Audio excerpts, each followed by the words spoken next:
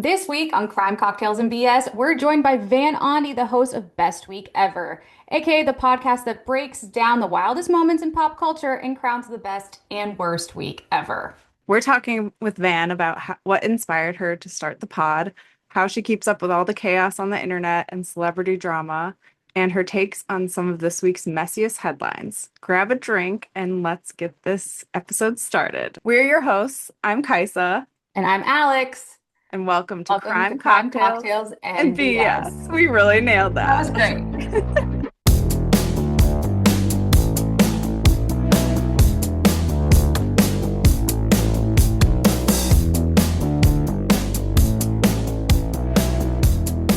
Welcome to Crime Cocktails and BS, and we are so excited to welcome Van here from Best Week Ever. We already told her, totally fangirled off here, but we have been such big fans of her podcast that has over 190 episodes and has been around since 2022. We are so excited to get to know you a bit better and go over some crazy topics. But we wanted to start off by having you tell our listeners a bit more about yourself and your awesome podcast. Hi, thank you so much for having me on the podcast. My name is Van, and I have a podcast called Best Week Ever, and it's a homage to VH1's show Best Week Ever, but mine's with a twist. It's more like interviewing the guests that I have on my show, and I also ask them what their favorite song is from the early 2000s, and we rank on who's having the worst and best week ever in pop culture weekly. Yeah, it's amazing. We love it. We are also going to be on. We're very excited about that opportunity. Kaisa and I have already been trying to come up with people, so hopefully they're still relevant And I'm next. also excited to know what your songs are because every time I have a guest come on, they're like, "This was the hardest part of just like picking out a Yes. song." Yeah, it's going to be hard to pick one. Yeah. So, how did you get started with Best Week Ever? So it was actually around the pandemic. I had a baby like shy of a month old when lockdown happened, and I was going a little crazy. I had postpartum. I felt like the world was just like not on my side at that time, and I just needed to talk and keep myself busy. And what I love and miss most is just like conversing about pop culture, what's trending. I used to be a waitress, like a server and a bartender, and that was like my favorite thing, was to talk about whatever was trending, what was like being talked about in current events. And I was a little alone during that time. I love my husband, but my husband doesn't need to know all pop culture and what's trending, nor does he care. So, of course, in the podcast world, there is a lot of favorites. I was talking to comedians, and like this is when I was like on Twitter, when it was Twitter and Twitter was fun, and we were able to just like connect with writers and musicians, and people would like my jokes, or and I kind of missed that when I had my baby. And I was like, you know what? I'm going to take it in my own hands and just start my own podcast and talk about Best Week Ever, because that was like my favorite show growing up. And yeah, it's gotten really big. I still get really surprised on people who want to be on. Like I had Kiki Monique, I had Gavin with Gibb, which if you are watching Bravo, they are like huge right now. And I don't know if I'll ever get them back, but I would be so grateful if they do come back and join my show. But yeah, I had Ray Sani, which is like a parasocial friendship that turned into a real like friend. So yeah, it's kind of cool to meet all my favorite internet talking heads and have them on my show and talk about like who's having the worst and best week ever. Yeah. So, what is like your process in choosing your like best and worst people for the week or pop culture moments? It's hard because I want to keep it not personal and biased. So I'm always like, no, I gotta get like what's out there, right? Like of what's like being talked about right now. So I always do like Google Trends. I am so grateful for having other content creators like people we talk about. Tyla, she does such a great job of just like giving daily, every day, little bullet points of what's going on with pop culture. Lex Nico is a good one too. Just, you know, I love following Jared. I think it's called just Jared. Like Yeah. that's a great one. And just like good old typical Google trending online and whatever's being talked about on Blue Sky because I'm not on Twitter anymore. Yeah, I just see what everyone's talking about and I just make a list. And by the time it's like close to recording, I make a nice little draft. And Mhm.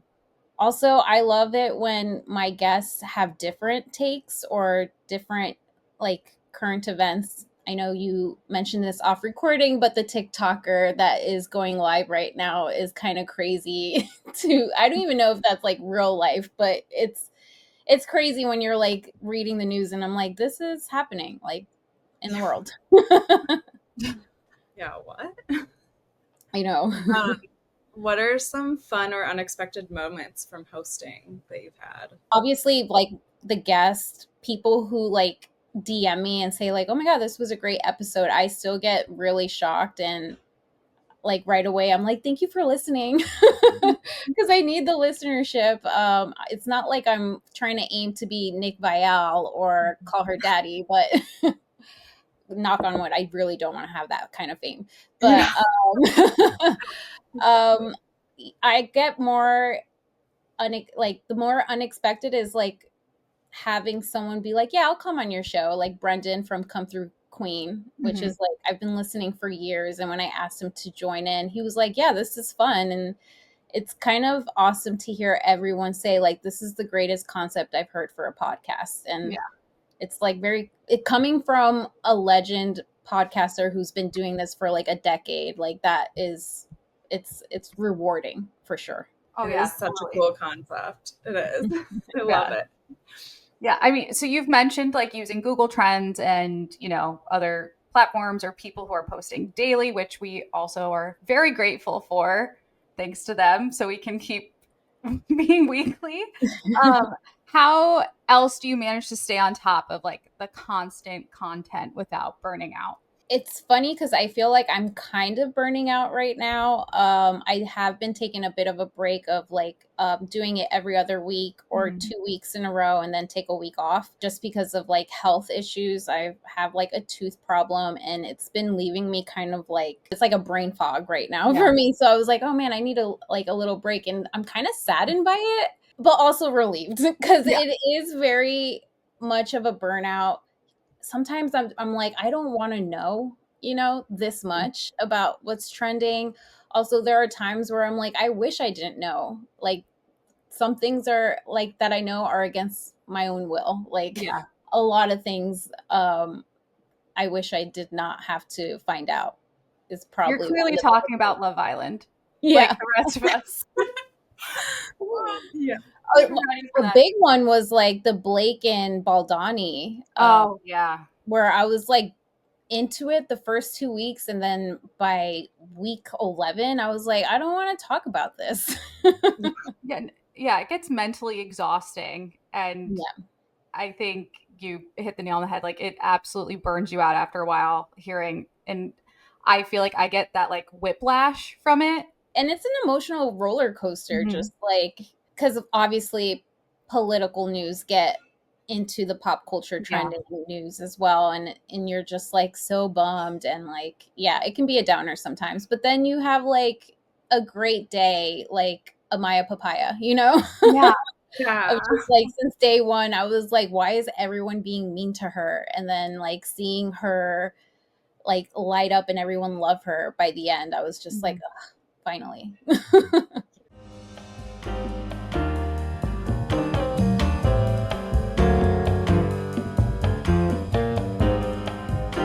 This week, our cocktail is Tropic Like It's Hot, a summer and hot goss themed cocktail.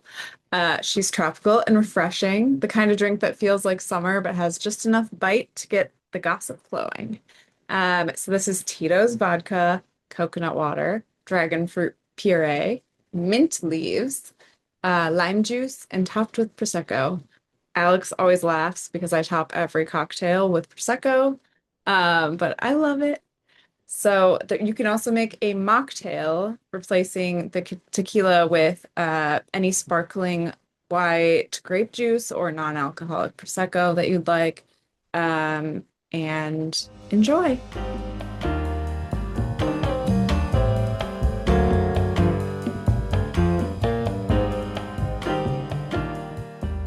So we cover a lot of true crime and pop culture on our podcast. So we kind of wanted to dive into some thoughts about kind of broad concepts about that and how they cross over a bit. So we have a couple questions for you.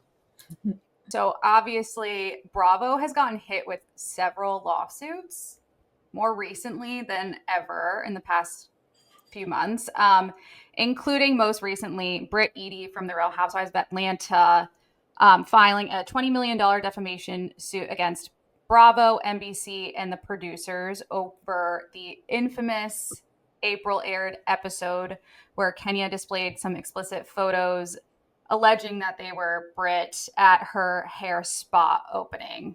What are your thoughts on when it aired? Or like, what were your initial reactions to it?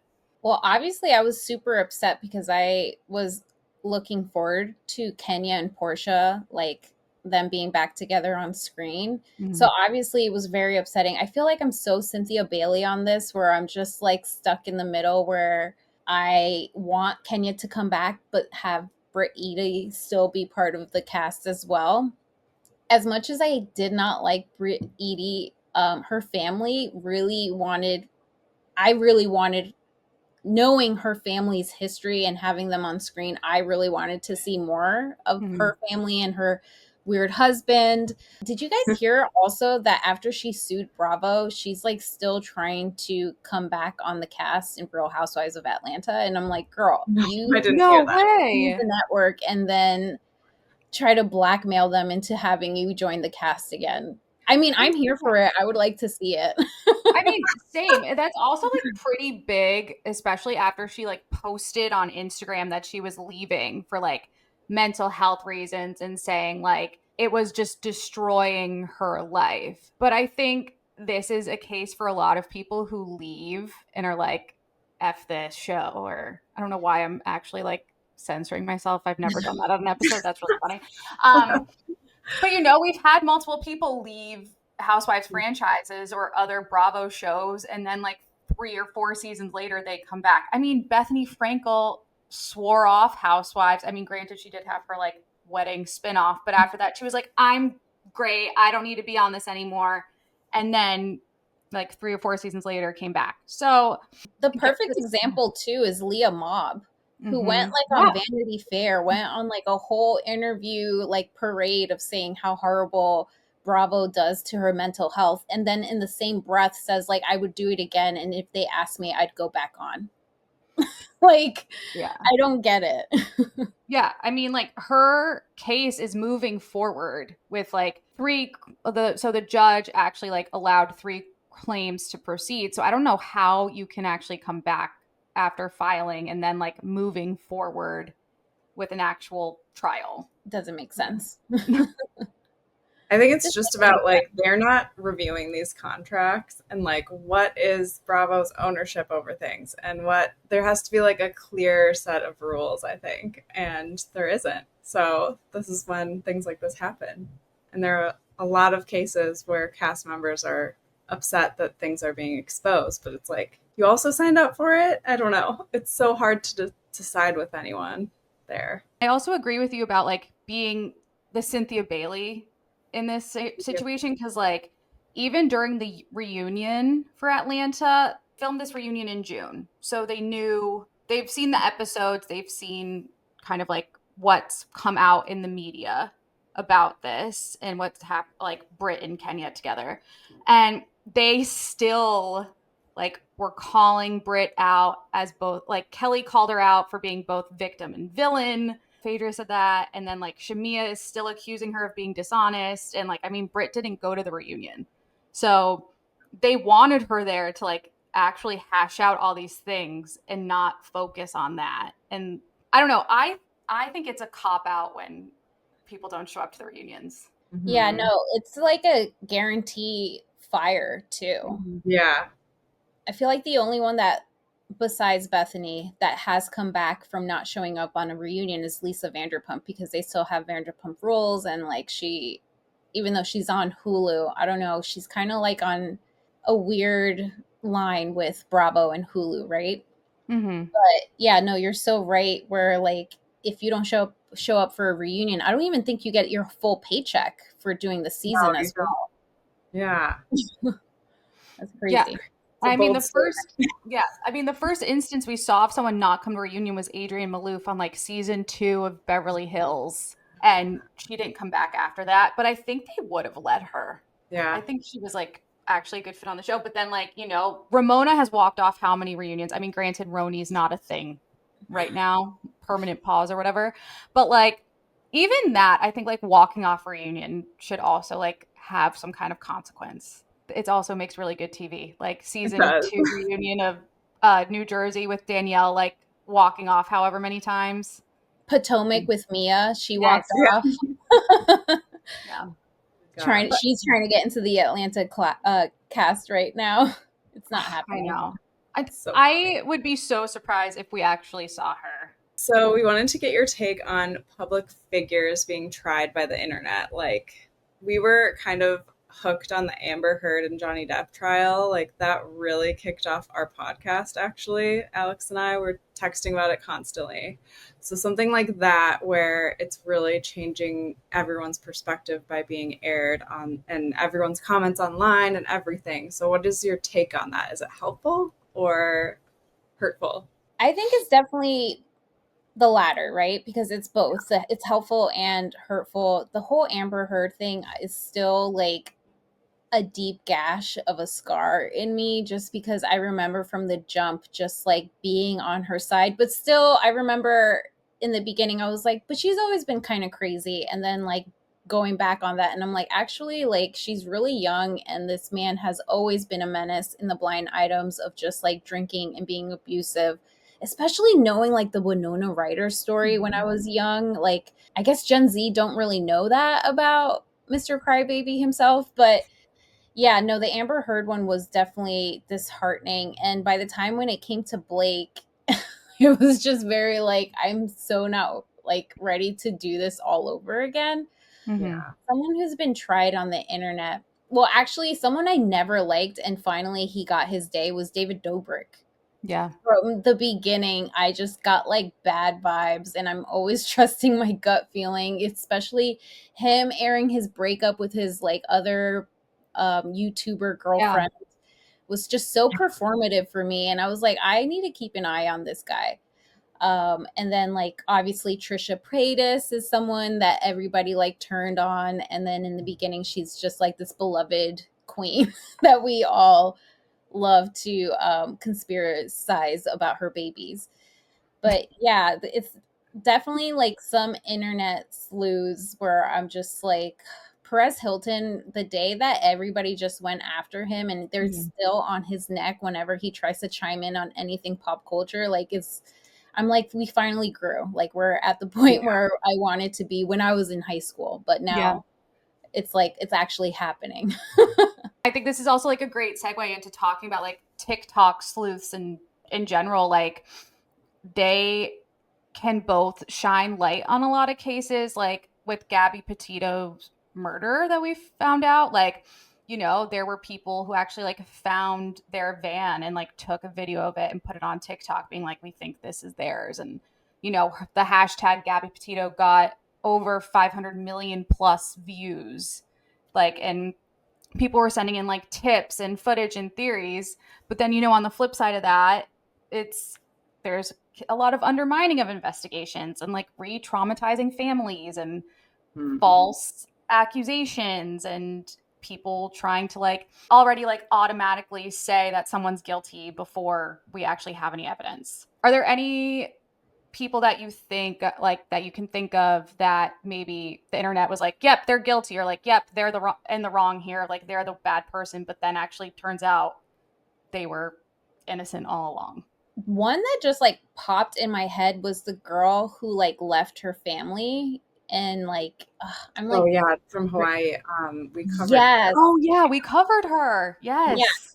I think Anna probably I Kobayashi. heard your episode too, yeah, and I was like, I am so, and everybody was just like trying to help their family into finding her, and then we find out in the end it was actually the family just being very overprotective and just like not letting her do her own thing. yeah, Yeah. Like I at by the end of it, I was like, oh, she was just like trying to live her life, and it, I don't know, the 17-year-old in me, like having being stuck in that same kind of situation with family, I was just like, oh, okay, this is where I ended now of like this whole fiasco, because it was Mhm. like a huge following. It was weird that her father, like, I think he like committed suicide, Yeah. completed suicide. It was, yeah, just finding out that the problem and the issue was the family, not her. It it was a whiplash for me for sure. And then there are cases like that actually helped, like Don't Fuck with Cats, that Mhm. Yeah. Netflix, I think, Mhm. movie. Yeah, so the internet actually like helped identify the location of the murderer or the animal abuser, which was kind of amazing. And then there's this podcast that I listened to on another like social media platform, Up and Vanished by Payne Lindsay. Do you listen to that at all, you guys? Maybe it's No. about, he kind of covers like cases that aren't high profile, or people that aren't white people getting the spotlight, who are just disappeared women. And he actually like found the murders of what was her name? Oh my gosh, Tara Grinstead in Mhm. Georgia. She was missing. So it's kind of amazing. Like sometimes it does good, but it feels like a lot of times it's just exposing things that don't need to be exposed for drama and for viewers, and it's too much. Well, I think my first podcast that I ever heard was like in 2012, and it was the story of Anad, right? Mhm. Serial. Yeah. Yeah, serial. And like the way that she got the judge and like get everybody involved in that story to find out, like, did he do it, did he really not do it. I it's so helpful for Yeah. everyone to be informed in this sort of information. Yeah. Yeah, all That the legal things that happen in the background. It's so interesting. TikTok also can create such a fanfare around someone. And the first person I thought of was like how Luigi Mangione is essentially like this heartthrob for people. What are your thoughts on like essentially glorifying these people? And then like I was also thinking like you said the Amber Heard Johnny Depp case, like people were obsessing over Johnny Depp and like his facial reactions or his responses to the lawyers. And like then you go on TikTok and there's just like a massive amount of like fan videos being like, I love him, or like Amber Heard's like my dog stepped on a bee Yeah. that like went viral. Like, so what are your thoughts on like that kind of stuff? You know, it's kind of weird. I like blame the algorithm sometimes, because there are certain times where like I was loving the new Gaga song before her Mhm. album came out, like Disease, I think it was called, Yeah. that came out earlier Mm. this year. And I was loving it. And I remember talking to Lindsay from Vanderpod Recaps, and she was like, I'm loving it too. What's happening with your algorithm? Because everyone, every platform I was going on was just like kind of shitting on it. I Mhm. was just like, okay, am I like too much of a Gaga fan that I'm not seeing what everyone else is seeing? And she's like, no. And she was sending me so much like comments and like positive feedback about the song. And I'm like, I don't know what's up with my computer right now. I don't know if it's up because I'm like a certified hater sometimes, where I'm just like getting like all the bad reviews, and I was like digging the song.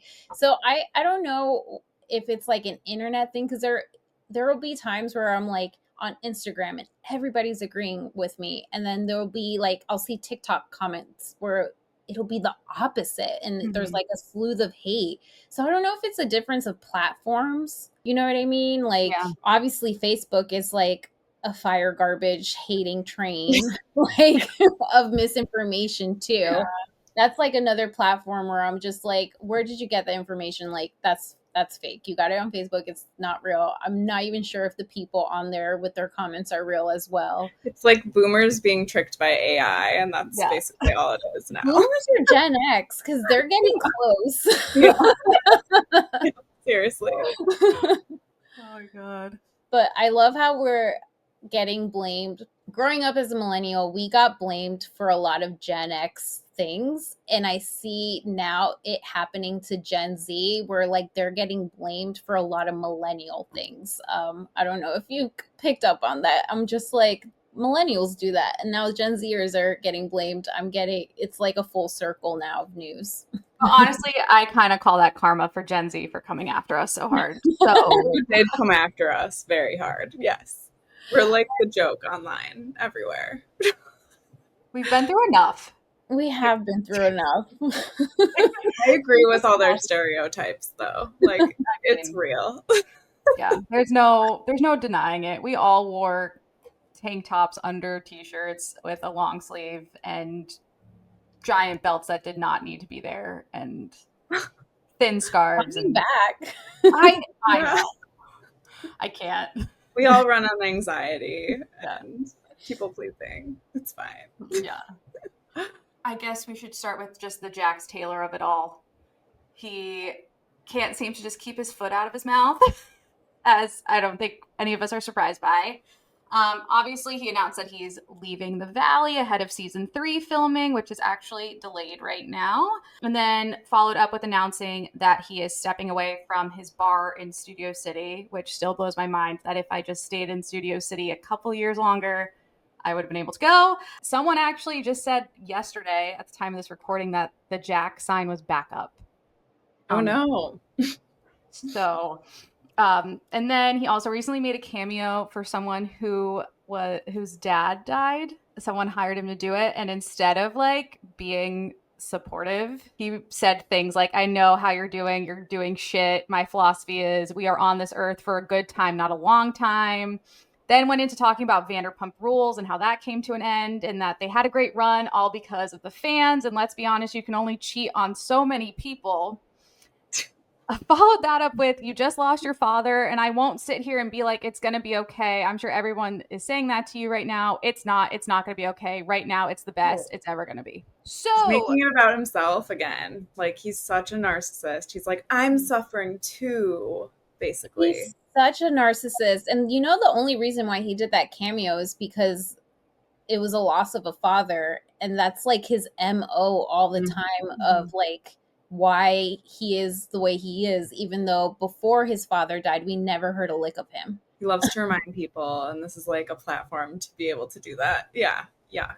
I love how Zach in the reunion pointed out the narcissism of like, my son, like everything is ownership to him, like my father, Brittany's tits, like it's everything. It's like a control issue of owning something.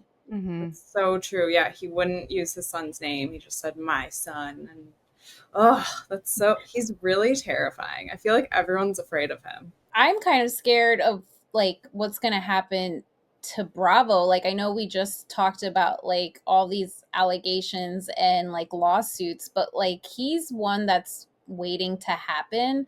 I was really surprised that he is not joining in on season 3. I know I'm one of those people who was just like, he needs to get off. Like, it's making the show super dark.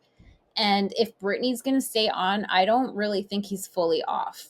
That's just me, my opinion of him not being fully out of the cast. I think he's being paid off because he wouldn't be willingly leaving unless they gave him a good chunk of money or like some sort of like contract of him coming back. You're right. He would throw a fit like a narcissist would. For sure. Yeah, not to like send this out in the universe, but like he gives family annihilator vibes. Is that how you say it? Like he's just like willing, because he's so conceited and all about himself. He's just willing to take everything else down. Oh, totally. I mean, he even said recently, I guess, that like he would be open to coming back in the future. But, showrunner, producer, or executive Alex Baskin came out and said like for now, we're respecting him, like prioritizing his health. So For now, but Alex for now. Baskin knew about the Rosebush push since before filming, so I don't know. I don't really trust that showrunner.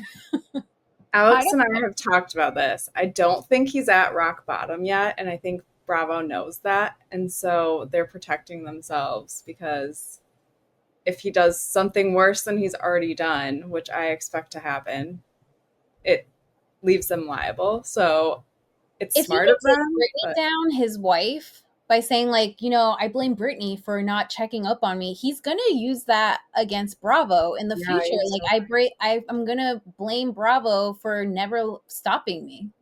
you're right. You're right.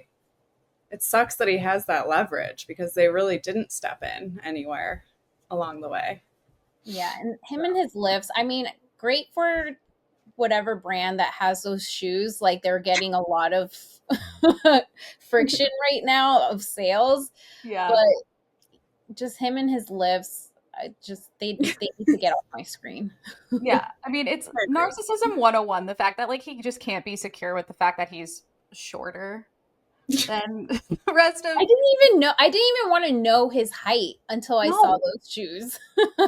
no, not at all. Like, also, So like, come on. I don't know. That was probably my favorite petty thing to come out about the whole situation with him is that he wears lifts. It just like makes sense. it does. Yeah. I just hope that they don't reach out to him and now we see him in Oh, yeah. commercials. I Yeah. can totally see that though. Absolutely. Okay, so have you been watching Next Gen NYC?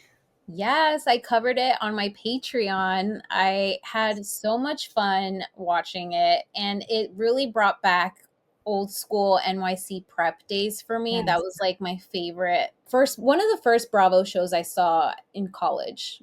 Just Mhm. like, So yeah, good. I had a lot of fun. What did you guys think of We're loving it. it? I'm sad it was only 8 episodes. I know. I'm hoping that they do like a full season next season. Mhm. I think Yeah. they will. The viewership was pretty high, I think, for that. They were talking about doing a spinoff with Landon Barker in Alabama, the Kardashians' daughter and son, I guess. Stepkids. Stepkids. Yeah. I personally don't want to see anything related to the Kardashians tied into more Bravo shows. Like, gross. I know Alex and I both don't really like the Kardashians or their fame based Same. on nothing. So I guess they have said that they're not doing it, but Bravo's saying this is happening. So it's kind of like up in the air right now. What do you think about it? So this is all a theory on me, and I don't know if it's because I've been rewatching The Osbournes, and Mhm. I really do think that they're not probably going to join the Next Gen LA cast, but they're going to have like the Barkers, where Yeah. it's like their family, their like reality, and following their lives.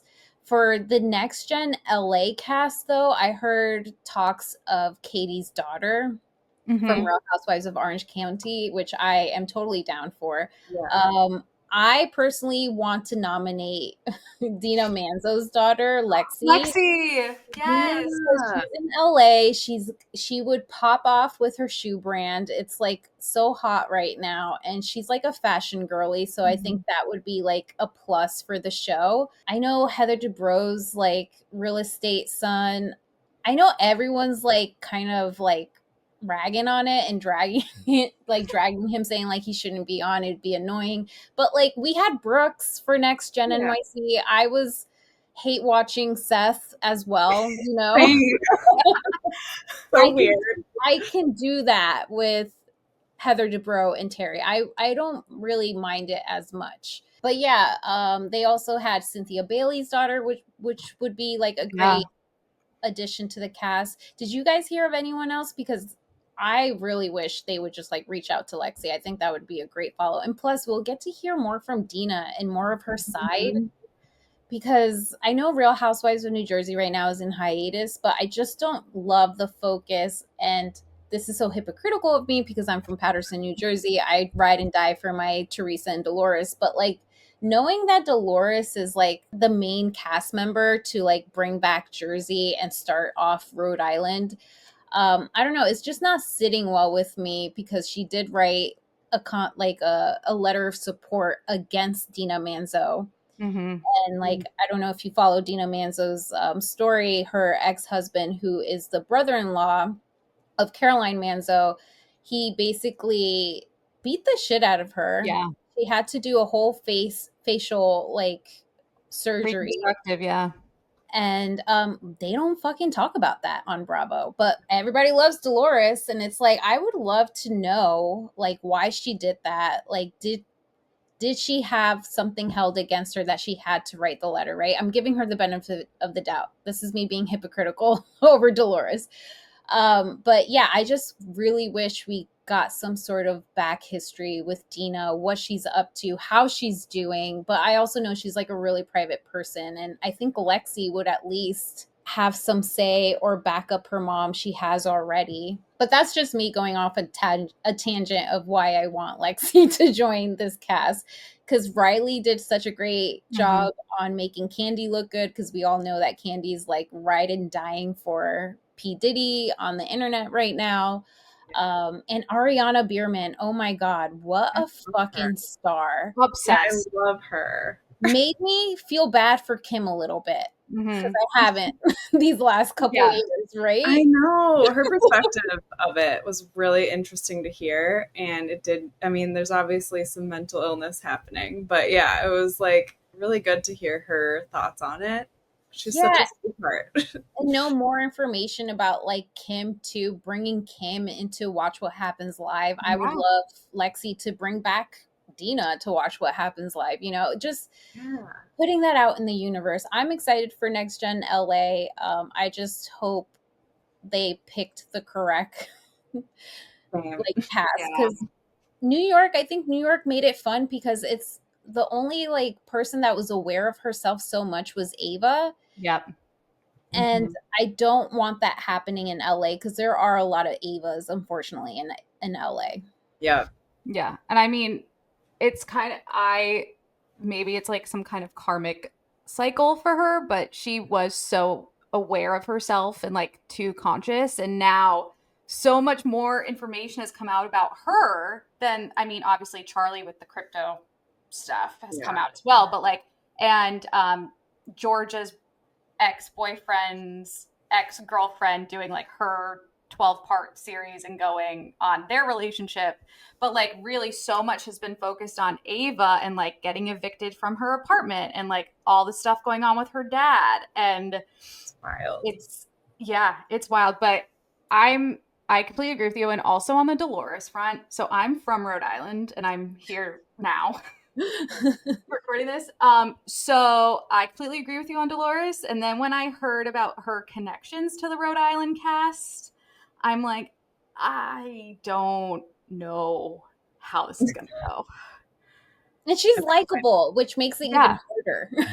But Yeah. it's like the behind the scenes of it all. It's like, I know she's a cop. She was a correctional officer for a police department that my brother-in-law actually works in. Oh my God. And like, she's Oh. just so internally misogynistic with the Frankie, and just like, Yeah. that's why her opinions, I'm like, do we really need it? I would rather have a full reboot. Yeah, for sure.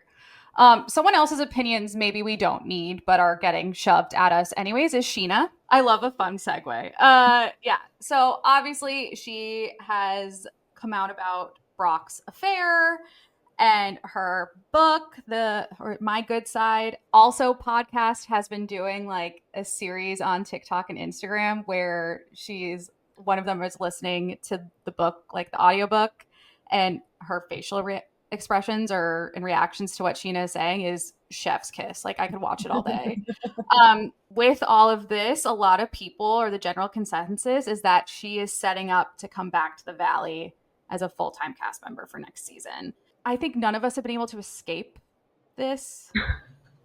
Scheana No, Shay. talking about something I know against my own will. Yep. um as much see, I have such a complicated relationship with Shishu because I love her, I adore her, but I also love Ariana Madix more. Yeah. And but we've known Scheana to be like this, just a flippy floppy friend when it comes to like knowing what's right, and she's just gonna follow what everyone's following. Mhm. I'm kind of here for her to come back on the Valley now that we know what we know about Brock, because I really do think that she's setting herself up to make herself look good. It just reminds me of how she set up Shay.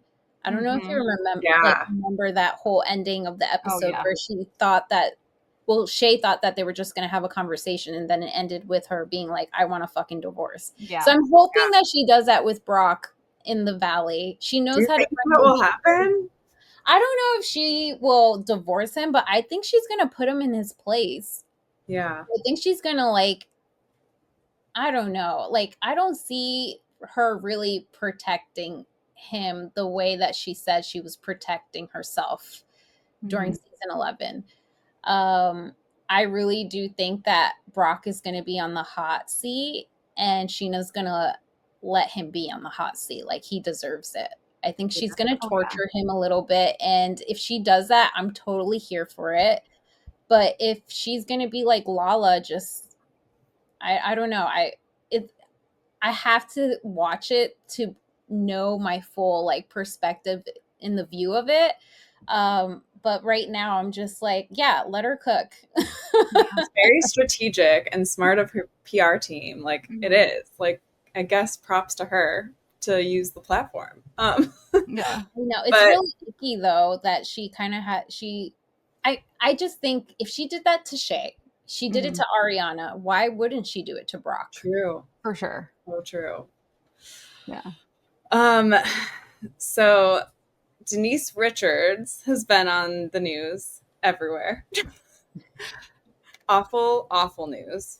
The domestic violence news is terrible. Weird that it's so publicized. There's so much coming out, both of them speaking to the press. And then now we know that Denise has been spotted filming and on Real Housewives of Beverly Hills cast. I hate to say anything about abuse being for publicity and fame, but what do we think about this? I think she's trying to keep herself safe. I Yeah, think the more people that they have eyes on her, smart. as long as she's surrounded by someone with a camera, I think Mm-hmm. she's safe, because True.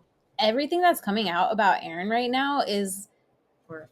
diabolical. And I haven't Yeah. seen the Denise Richards, like I saw the first episode with her daughters. That's someone who I would like to see for next Gen. Yeah. Oh my Yeah, God. Yeah, totally. definitely. But I don't know why I just kind of like dropped off watching it, but I kind of want to just see it because I've heard about his parents just squatting in the place that they're renting out, and it's her property. Mm-hmm. The whole pets, I don't know if you heard Yeah. about her breaking her restraining order because he wouldn't give up her pets, and I think he actually put one down like Yeah. he's done before. That's dangerous, especially when animals are involved. Like, that's serial killer vibes for me. Oh, absolutely. Yeah. He's Um, scary. he's super scary, and I can't. I remember saying like, this man is abusive when he said, "I'm gonna crush your hand." Yeah. Yeah, that scene was so dark. Like, It was so dark, and I remember I was talking to Countess in Frenemies. I don't know if you follow her. Mhm. She's great on astrology when it comes to like the Bravo cast.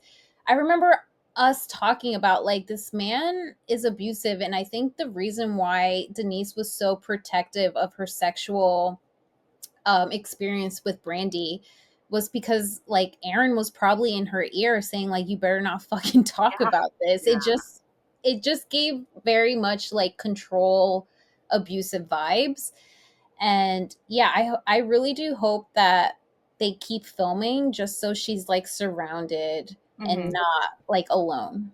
Yeah. I'm kind of scared Also, of Also, it. I love her. She's so yeah. funny, and I feel like she's very genuinely herself, which is kind of crazy and unhinged, but she's just so fun to watch. She's such Yeah. good TV. It So, also like really reminded me of Russell and Taylor Armstrong. yeah, Yeah. Like Taylor was probably more once like the news came out about him abusing her when Camille called it out on in that like Tea Party episode. I think her being on camera enough like hopefully helped her. I mean, granted, she just did that like big ID interview that they were doing about like housewives and crime. But yeah, and then I guess to keep on Beverly Hills, Rachel Zoe is coming back to television. How are you guys feeling about Rachel Zoe coming back to us on Bravo? I think it's perfect timing because she's got divorced. I want to know why they got divorced. Yeah.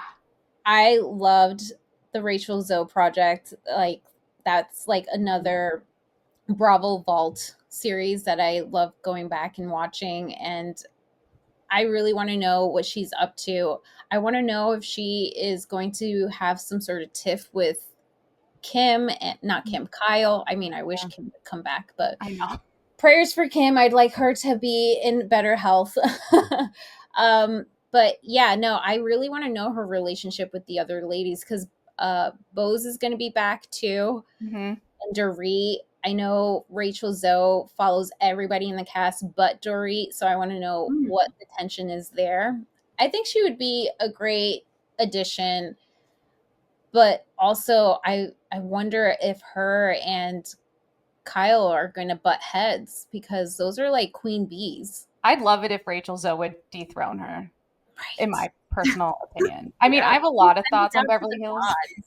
To the Bravo gods, because like, yeah, right. I think we keep really Kathy and Kyle can take a break. Kathy is I such know, have them switch roles. Have Yeah. Kim come in, you know, Yes. chat and let it be all about Kathy. Yeah. love it. I love Kathy too much. And I'd love if Jennifer Tilly was also full time. Really? I think she's perfect as a friend. I need her to be a friend a couple more seasons and see how I feel if she can be like, because I don't want like a Marlo from Real Housewives of Atlanta to happen, where like when they finally give her the main character throne, like they're completely different. Yeah, That's I a good feel like point. I don't want to hate her, so I want just limited doses. Yeah. I don't want her to annoy me, and I love where she is now. So, And you know, Kim is going to be all about her money. I love Yeah. how Erica just keeps tabs on every product that she owns or like bag. I like that's probably what I loved about Erica last season was just like her seeing Jennifer Tilly's like Chanel bags and Louis Vuitton. I was like, oh, this is what I watch in Beverly Hills. This is what I like.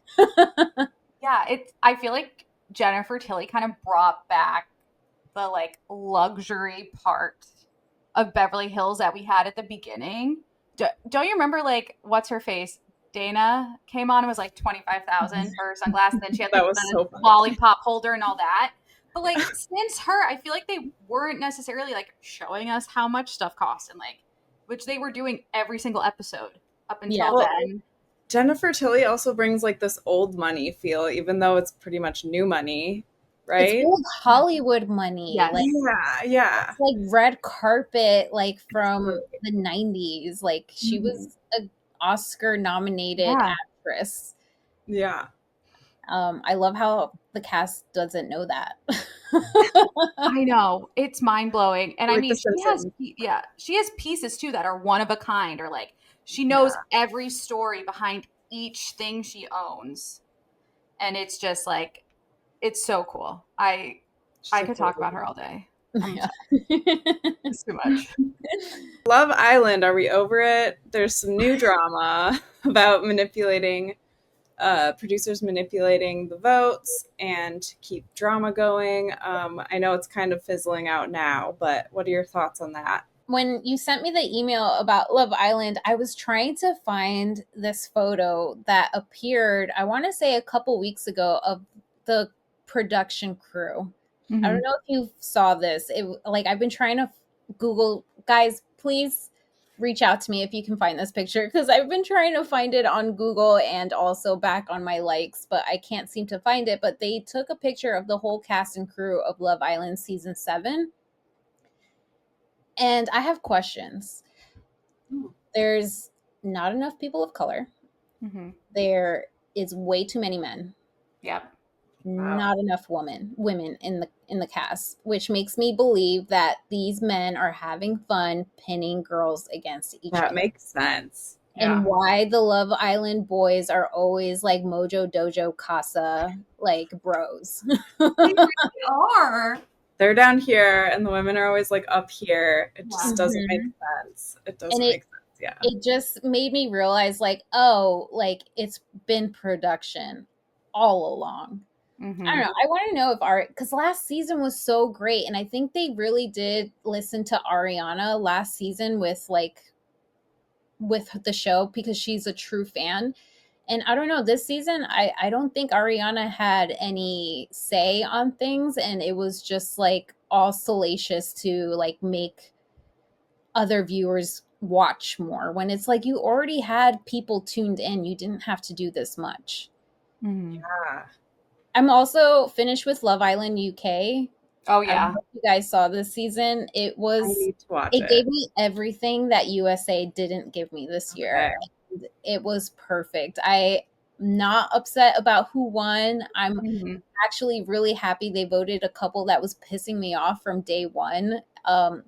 They didn't even make it to the final four. They like had the ex Islanders vote couple off. Like everybody had an issue with this couple. And yeah, it was like the drama that I needed. And I'm Yeah. thinking that Love Island USA is looking at UK and be like, yeah, we need to go back to the OG original format. Like, I don't know why they had to put in so many fucking games on Love Island USA.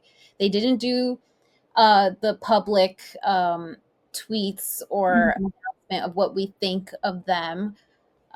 Yeah, it was boring. They did do movie night. It was all chaotic and all over the place. Like they were trying to clean up the pieces from like their production decisions. And I I'm don't sorry, I'm not going to blame Huda. Like, know. as much as I did not like her in the show either, but like, who do you think is producing in the background? Like, yeah, it's very, although I didn't, her going on Call Her Daddy didn't do her any justice either. That was a bad one. Yeah, that was not That was great. so bad. I've heard such great things about Love Island UK, and I really need to like commit and watch it. But there's Oh my so God. much other stuff. If you loved the Powerpuff Girls like Leah, Janae, and Serena, you are gonna love Tony, Shakira, and Yaz. Like they were my Powerpuff Girls this season. I really needed that because I did not like how in Love Island USA this season they were like it's all about sisterhood, and it's like you guys haven't even make that bond of a relationship like Serena and Leah did, like Janae and Leah did. You know, it just felt like fake to me. It was And absolute Mean Girls the whole yeah. time. Yeah. And with Shakira and Tony and Yaz, like they were trying to make them the mean girls when I was like, no, they're actually like Powerpuff Girls. Like they've always been 100% who they are. They're not being fake. But that's just my opinion, I guess. So this was actually my first season of Love Island USA, which everyone's like, it shouldn't have been. You should have watched last season. And also my first season watching Love Island UK, which my sister watches religiously. And I love, like, the girls just did not take shit on UK. No. They were so strong and, like, called guys out for their bullshit. And I wanted that more on US after seeing that. And I'm like, all these, like, girls were just fighting with girls over that, like, those guys, really? I'm like, okay, but we had Leah last season literally ask Taylor or Kaylor, I forgot her name, like, do you want me to go punch him in the face for you? Like we had moments like that, like true like alliance, like girls defending the girls. And like it in this season with Huda, and it was all talk and no action. Like it was all like talk of saying like sisterhood, we're friends, and it's like, but your actions are telling me differently, and that's why I'm not boarding on this train with you guys. Okay, have you been watching Miami? Yes. Okay. So they're my favorite. They're my fave. It is so good. It's really good this season. I'm so glad they brought it back to life on Peacock and then realized that we all wanted it back on actual television. Recently in the news, obviously, Julia's wife, Martina, made some comments about surrogacy, saying that it's just wrong. Sometimes you can't have it all. And even Andy Cohen came out saying that she was informed on the issue and that it was a bad take. And he said it'll all be discussed at the reunion. Obviously, very hot topic right now with just our world and also on the show. What do you guys, I mean, it's tough. It's a She's weird. also had some like pretty transphobic Yeah. takes. So I And I don't think also love with Martina's Julia, perspectives. yeah, and then I think also just Julia on this season has just been like with I Gertie, used to not love great. Julia so Yeah. much, and she used to be very sweet and cute with her farm, and like, I don't know. But now this season, she's coming off very toxic, and I don't know if I love her anymore. It's because she's with the cool girls now. Mm-hmm. She's with Alexia and Marisol. She doesn't need Adriana anymore. Oh my God, Adriana's killing it this season. I've always loved that woman through her rights and wrongs, you know Yes. what I mean? But she has never, ever gone against, like, she's not going to fall in line with Alexia and Marisol. She Mm-hmm. is her own person. She has her own brain. That's what I love about Adriana. And unfortunately, they caught on to Julia. Like, I don't know what kind of voodoo like Yeah. like brainwash they did to Julia, but Julia is like so involved with Alexia and Marisol right now. It's like I don't understand it. It's like the Larsa in the beginning too, where like Yeah. Larsa was against with Alexia, and I don't know what happened, but they just like now they're all good. They're Yeah. all girls together. Yeah. I love Adriana and just like her music videos have always just like given me life and she's Yeah. always done everything. Did you guys watch her on Watch What Happens Live? Adriana or Yeah. Julia? No, I Adriana. haven't. No. Oh my God. It is so worth the watch. She was fantastic. I just love that she won't hold back. No. She is just purely herself. And yeah, she like doesn't fall under anyone's spell really. I should have watched that Watch What Happens Live instead of the Julia one, because Oh yeah. Julia's comeback of saying like we share a bed, we don't share a brain, like that was the weakest answer to talk about like your transphobic partner. I Yeah. would have been like, yeah, what she said was wrong. This is why Julia is such a flop right now for me, because Mhm. she is giving me so many signals of like she's always been this kind of terrible. Yeah. Her not knowing her daughter's school Yeah. was like a huge red flag for me, where I was like, oh, she's not close with her daughters and she wants to adopt kids. Like, I don't get It's it. so bad. Yeah, and her daughter stopped talking to her, so like there's got to be something deeper there. I don't know what's going on. It's And I've always had grace for Julia, because what happened to her was really sad with the Mhm. nanny and her only son born, who had like shaken syndrome. Yeah. And that's like a mystery, because like the husband she was with was kind of like criminal. I don't know. Julia's just so interesting. It's just so sad that this is how she's going to end, because I don't really see her coming back next season. I don't either. What do you guys think? I don't think she will either. Good riddance, honestly. Yeah. Let's do a little extra deep dive. So, Van, what is possibly like the most unhinged story or person you've covered that made you think like, yep, this is someone for like the best week ever? I know I mentioned it already, but it was definitely Amaya Papaya, Mm-hmm. because when everybody did not like her, because obviously she was a bombshell. And then the minute that Ace picked her and she called him babe and he shot her down, everybody just started loving on her, right? And it was like, I was like, yep, she deserves best week ever, because the love that she got Poppy to make a soda drink after her name. Yes. All these brand deals were just coming in for her while she's in the Love Island villa. She doesn't even know that it's happening. And she really does deserve all her flowers, especially in a time where like Latinos are being deported. Like a lot of Latin families are like being like colorism is involved too in the Latin community. I thought it was amazing to see a Latina, Dominican, New Yorker kind of a girl being voted into like best couple. Yeah, I was like, this was the best week ever. From like this summer alone, I had to think about it. I was like, yeah, Amaya Papaya was like sensational. I totally agree. She's so wholesome and sweet.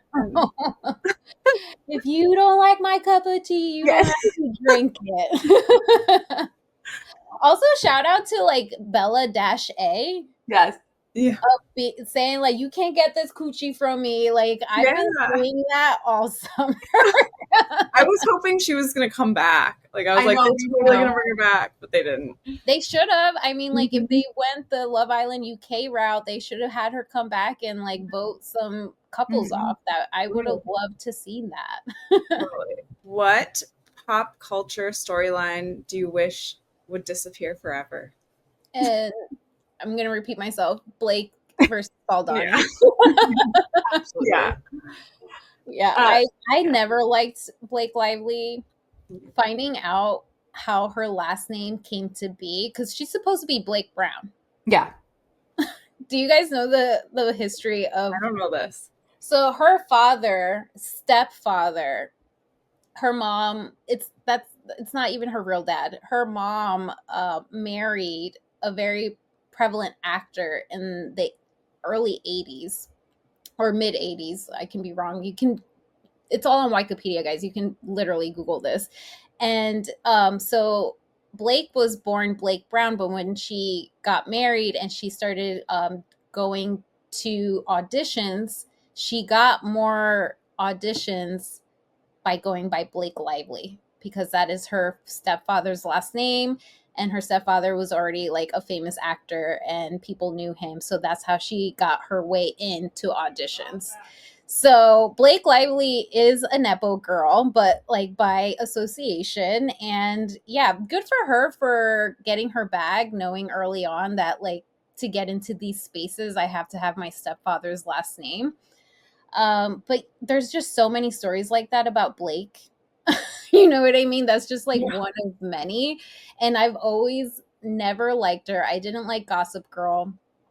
Being a New Yorker East Coaster, I've never liked Girls or Gossip Girl, never really watched, know the pop culture like clips of it, but that's as far as I'll go to see it. So when this happened, and also Ryan Reynolds, the way he creeps in Hollywood and just like pretty much steals ideas. This is all alleged. It's always been like a bad taste in my mouth. And then finding out Baldani's background on how he's like a fake feminist, like just it made me not want to root for anyone. And I really wish this story can disappear forever. Yeah, and I've heard so many horror stories about how she treats crew members and stuff, and it's just like if you treat the waiter poorly, I immediately know your personality type, and I'm over it. So that's basically it.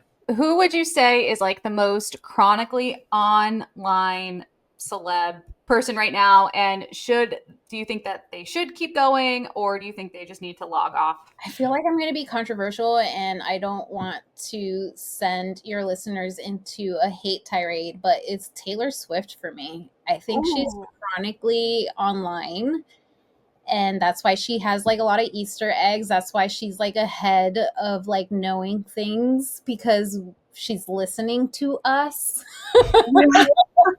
So fun. I really do think she follows this one tarot reader that I follow. He's a pop culture reader, Aphrodite. You guys he's so great. And I really do think that he follows her, because the minute that he has these readings, things are being switched up in the Taylor Swift like team.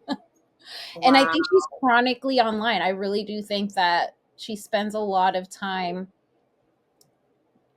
like hearing other people talk about her. And she needs to log off. I think she is logged off a little bit right now, because she's just hanging out with white supremacists like nobody's business. I know. You're in completely the right place. So Her algorithm must be feeding her some shit that I don't know. Absolutely. There's no way it's not. It's Oh my so God. weird with the controversy between Trump and Taylor Swift, and then she's also hanging out with white supremacists. It's like, what's going on? I know, and like especially Travis, I don't really like Travis. Yeah. It was great for fun in the moment, but when I hear engagement rumors, I'm like, Yeah. girl, you're better than this. Yeah. Like, this is not the Taylor Swift I know. I was sure they were going to break up like months ago, and that would be a big news story, but no, guess not. Here's to hoping that they do it during the NFL. Yeah. Mess up this game. Oh my gosh, that's funny. Which reality TV villain do you think is super misunderstood and a fan fave that needs to be exposed? So, my favorite reality TV villain from day one, I've always supported this woman, and it's New York from I Love New York. And Yes. seeing her rise above the ashes, like of all the haters. Do you remember how she would get booed on the Yeah. reasons for Flavor of Love? And I was like, why are they hating on my girl? I really do think that she was a misunderstood villain. Like, she was there to find love. She knew who she wanted. She got what she wanted. And Flavor of Love, Flavor Flav, like, treated her badly. Like, he Yeah. did her wrong during season 2 of Flavor of Love. And I just love how she's always with the dolls. She's with her gays. Like, she has a great supportive team. I love how she can, like, laugh at herself too. Yeah. He was the greatest villain to come alive. I remember like defending that spit on Pumpkin too. Oh my God, yes. I can't believe that was a show and I was obsessed. Like, That was the best fever dream ever. That was like the best. If I can just go back to that feeling of watching it again for the first time, it was like, I remember watching it with my best friend and I was like, this is cinema. Like, but yeah, New York today too, like how everybody loves her now. I was like, that wasn't like that when I was in high school. Like, me and my best friend, we were like the only ones who were rooting for her at the time. At least that's what it felt like. Oh yeah. No, Totally. she is a And then, phenomenon. yeah. And then one fan favorite that needs to be exposed, easy, Brittany Cartwright. I'm sorry, but she's a villain herself. I agree. For her to be talking about Jax that way, I'm like, girl, look in the mirror. Yeah. I'm here for season 3. I think that she's gonna be exposed and people are literally going to go against her. I think it's great that she's having all these fans supporting her against Jax. That's great. I love that for her. But I know the Britney from season 6 of Vanderpump Rules being the fan that she is, and just how she follows whoever is well liked in the cast. And I really do think we saw a little bit of that this season of how Britney really is with Janet, Zach, and Kristen. Britney's a terrible friend. Like, Yeah, she's not a good person. The way she talks about women, like, oh, you're gonna go see more women, you're gonna get 20 more women pregnant. I'm just like, I can't. This is why I can't. Like, I don't feel bad for you, one, and two, I can't support you because you're still talking about, you're like internally misogynistic. I can't. So yeah, she's going to be exposed next season, especially since Jax is not going to be there. Yeah, she has like no out now. Yeah. No way out. No one is safe. She was just cast on that show that's like, I can't think of the name. Oh, the G.I. Joe. Yes. Yeah, actually the cast looks really good and I kind of want to start watching that show. Brianna Chicken Fry is on it from Barstool. I Like, know, why? Right? And Sister Wives guy, whatever his name. Cody Brown. Yeah, Yes, I was like, I need crazy. to watch just so the women can like put him in his place, because you know Teresa's gonna be like that Cody Brown. Yeah, Teresa and Gia are on it, which is gonna be insane. Yeah. Oh my god. It's gonna be good. But maybe Brittany will like let some stuff out on that. Maybe. I don't know. I don't know. I just don't like how well liked she is, because she's always like, boo hoo Brittany, and it's like, it's always boo hoo Brittany. Like, It is. Hold her accountable. Yeah. No, exactly. It's gone on too long. Yeah. Thoughts on celebrity thirst traps and soft launching breakups? Well, for women, I'm always like, get their bag. I Mm-hmm. know, like, it's kind of a controversial conversation right now with Sydney Sweeney, right? Because Mhm. everyone is thinking that she did this purposely. And I really do think that we need to point the finger more on American Eagle, because I really do think that Sydney Sweeney was like, oh, it's a paycheck. That girl Mhm. gets her money. Like, Oh yeah. she's not a Nepo girl.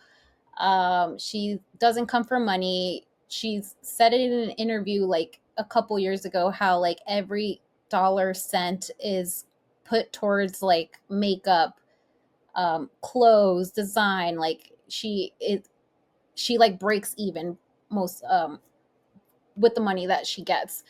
So yeah, definitely when it comes to thirst traps for women, I say get their bag. Soft launch anything is the new announcing news. I feel like I've been seeing a lot of my favorite soft launch is like when someone's pregnant and Mhm. they just had their baby and that's their launch. Like Yeah. just posting their baby in slide 2. It's Yeah. like their new current news. I love that. Soft launch breakups, I don't know. I'm here for it just because I don't like crying to the camera Mhm.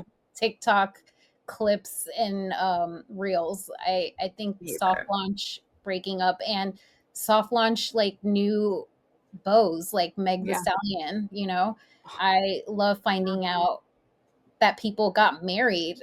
My friend actually, we were all thinking that we're going to this wedding in Labor Day weekend, but they secretly eloped this Oh, past Oh, I love spring, that. and now we're just gonna be there for the party this that's Labor fun. Day weekend. And That's so that's cute. probably like the best soft launch that of news that I received this year. I want more of that. It's Yeah, great I love that. surprises. Yeah. Oh, I love that. Yeah, I was kind of surprised with Pete Davidson Oh announcing yeah. the pregnancy, because I was like, I would have loved this more if the baby was out and you'd announced the baby. Mhm. Yeah. I feel like my brain is now like, I love those type of news now. Well, it's Mhm. also kind of like we were talking earlier, like you're not getting burned out with this news. Like Yeah, it could be like, oh, we didn't know something about you. This is exciting. Instead of being like, I know every single thing you've done today. literally, yeah. Yeah. So true. So this is kind of a funny question. One chaotic brand collabs you would want to see happen, like a celebrity with a product. What would you like to see? Celebrity with a product. I don't know. I've been Anything. loving Angela with her fans, and she's coming out with a new line from Real Housewives of Atlanta. Because when Yeah. she said that she's coming out with a Fangela line, and I know Cara Berry from Everyone's Business But Mine pointed this out earlier in the season that like I will be there. I will sell you out and get a fan myself. I think that would be like such a great collaboration. I don't know if Theragun does fans, but I would buy one if Theragun like collabed Seriously. with Same. Atlanta. Like I need a really good fan. And I am very much like my mom's Colombian, like she's from Barranquilla. She's born with the humidity, the heat, and I love the heat, but goddamn do I hate to sweat. And I Yeah. Yeah. really need a fan myself. Same. Oh my gosh. God. That's a good one. That is, I want that to happen so bad. What is one niche internet trend that you think is about to go mainstream? Niche internet trend. I don't even know.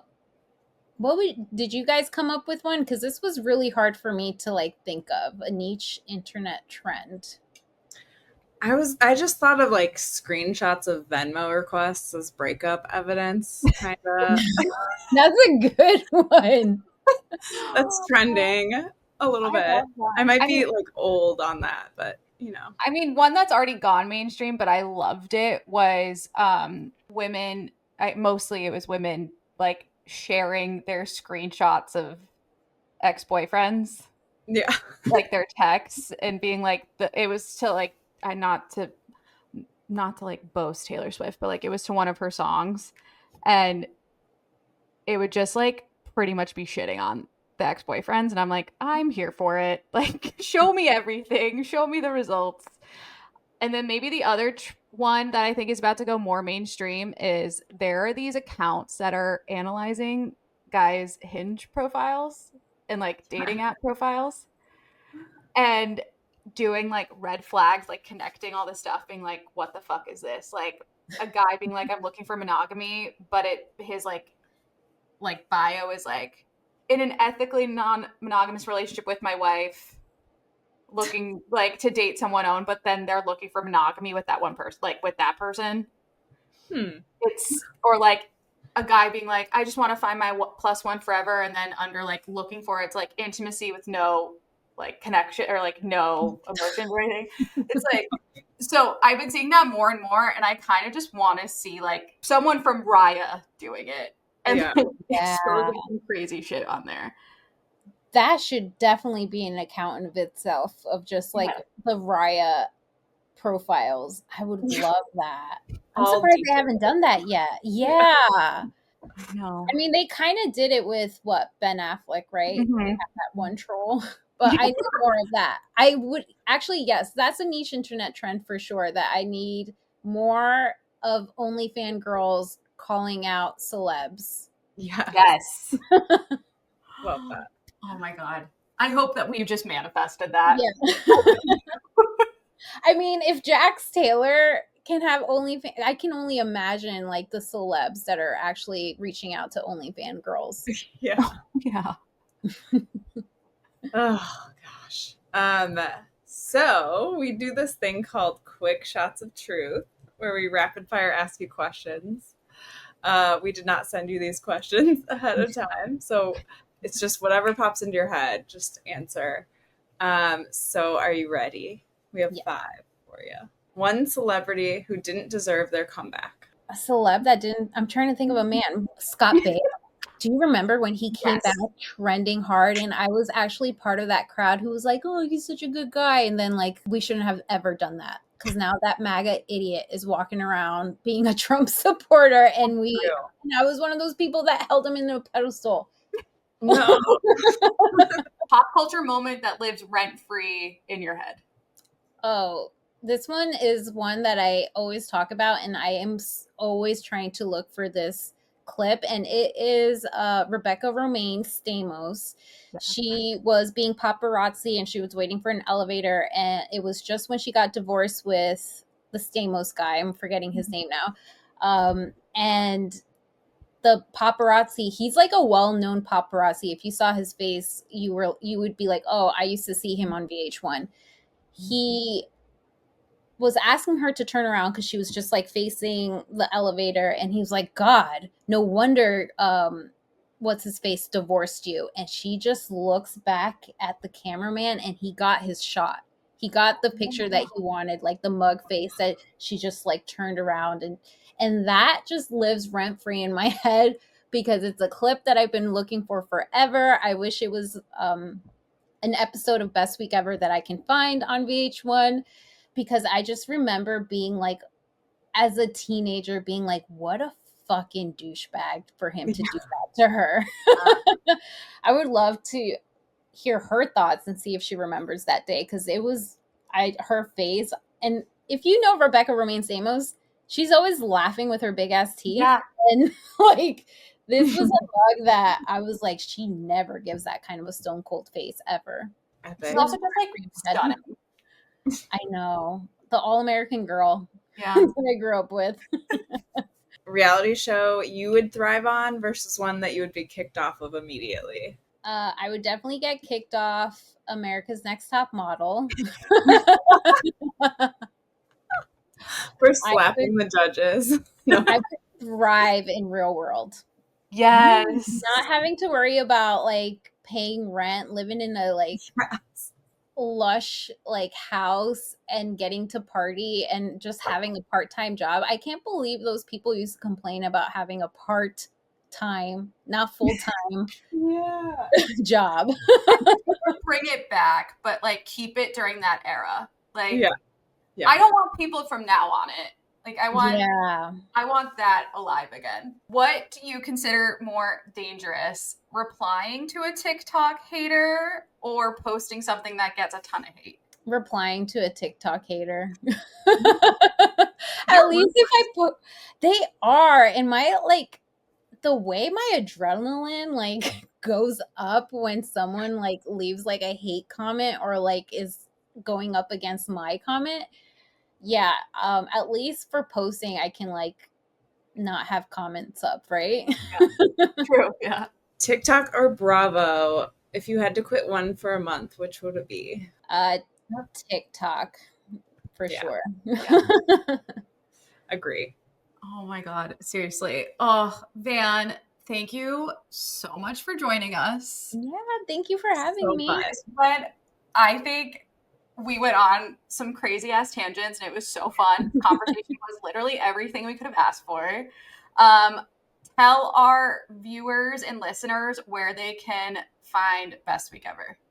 Thank you for having me, number one. And I can't wait for you guys to come on my show soon so we can keep on the tangents of pop culture. But you can find me on Best Week Ever podcast on Instagram. And you can also follow my podcast, Best Week Ever, wherever you listen to your favorite podcast, wherever you stream your podcast. And yeah, you guys can DM me. I do a lot of weekly story updates on who you think is the worst and best week ever in pop culture. And I have a lot of fun talking to a lot of fans, viewers, listeners, and hopefully I get to have your listeners in my DMs soon. Yeah, totally. Way better. Oh my God, yes. Well, thank you for joining us. This is Crime Cocktails and BS. Don't forget to rate, review, subscribe, and stay tuned for our new renovated website that we're working on. Yes, and don't forget to also follow us on TikTok and Instagram for daily updates, episode drops, and all of the chaotic content you didn't know you needed. Thank you again, Van, and see you guys next time.